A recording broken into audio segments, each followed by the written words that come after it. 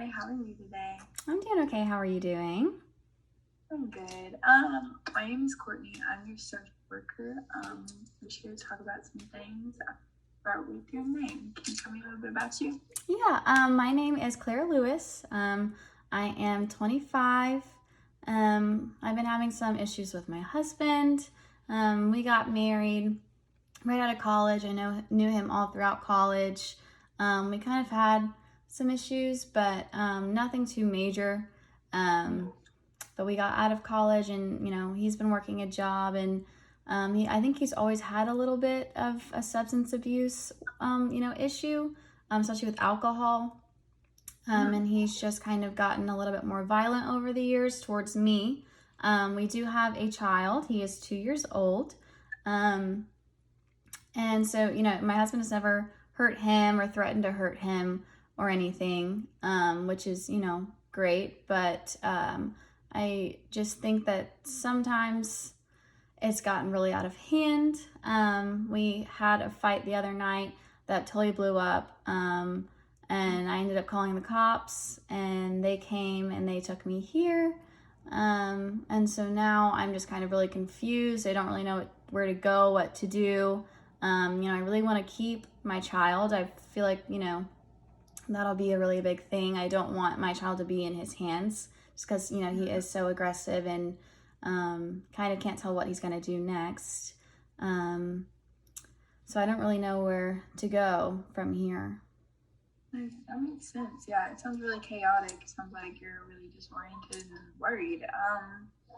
So I guess your main concern is with the baby? Yes. Okay, that makes sense. So tell me about that. So you said that he is violent with you, but not the baby? Yes. Okay. So could you tell me about the last time you had a conflict with him that got out of hand? Well, sometimes he comes home really late I don't know if he's coming from work or, if he goes out and he drinks after work. But this time he came home pretty late. He was already drunk and he stumbled in the door. And I was putting away dinner because I had already eaten. The baby was asleep.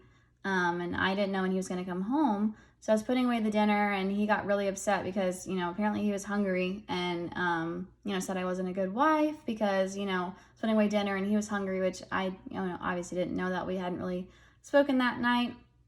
And so then he started throwing the pots and the pans, and he got his hands on me, and he was screaming at me. So I threatened to call the cops, and I got loose, from his hand, and I went and I ran outside and I called the cops. And I don't really know where he went in the house. I think maybe he locked himself in our room. But the cops came, and we really haven't spoken since then. But that was probably the closest that he's come to, really, really hurting me. Okay. Okay. So, how did that make you feel being separated from your kid during all that chaos? It was really hard, just because, that's, he is, my everything, especially because how my husband's been acting lately. It hasn't, been very good. And just how my husband acts with me. I'm just very afraid that, one day he's going to lash out and do the same thing to my child.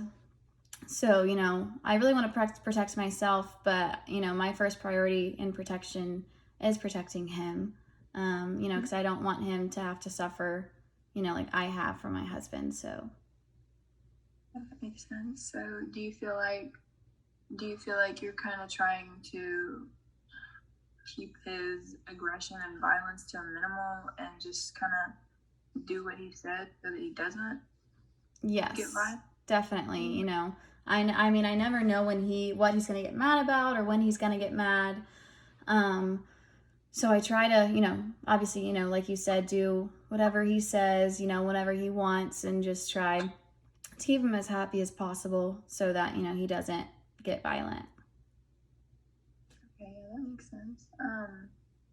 So you said it was a substance abuse problem? I mean, he's always drunk. Okay. Okay. that helps it make a little bit more sense. Was it always like that? He was always with the substance abuse. Was he always violent? Was he always? You were always scared of him lashing out, or was it?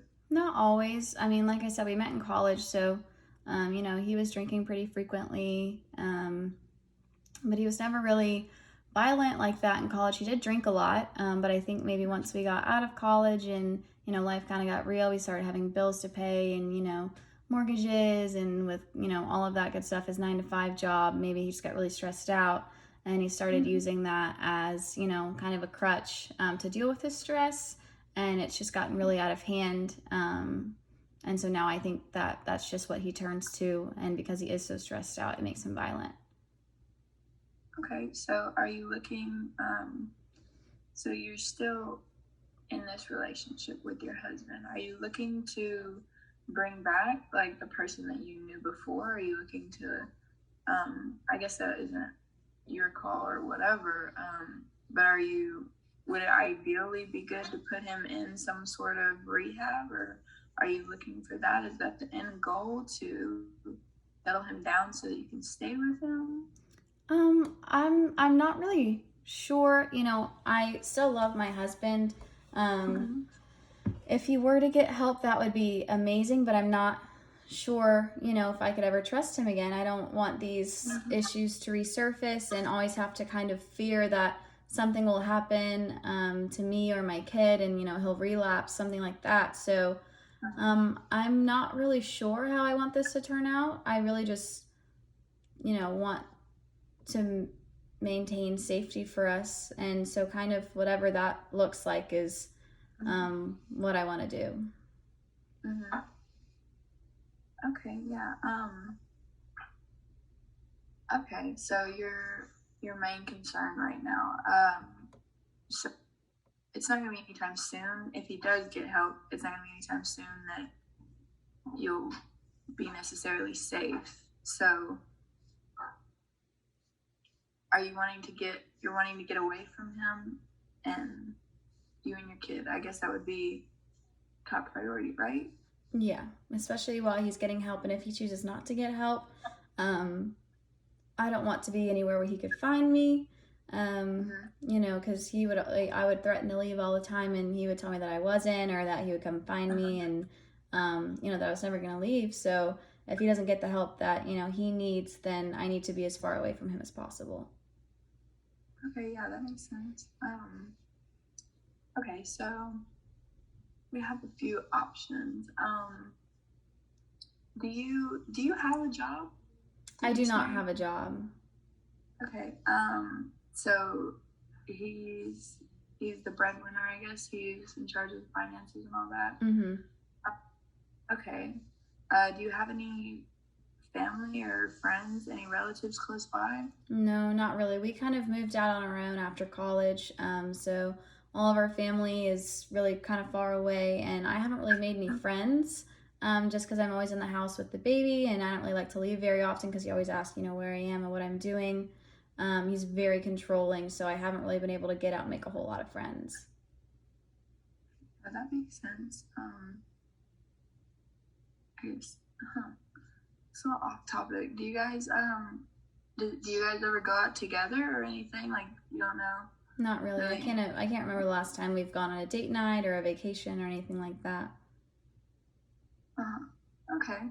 So do you know like any of his friends or family? Like, I'm not saying just like personally, but have you met his?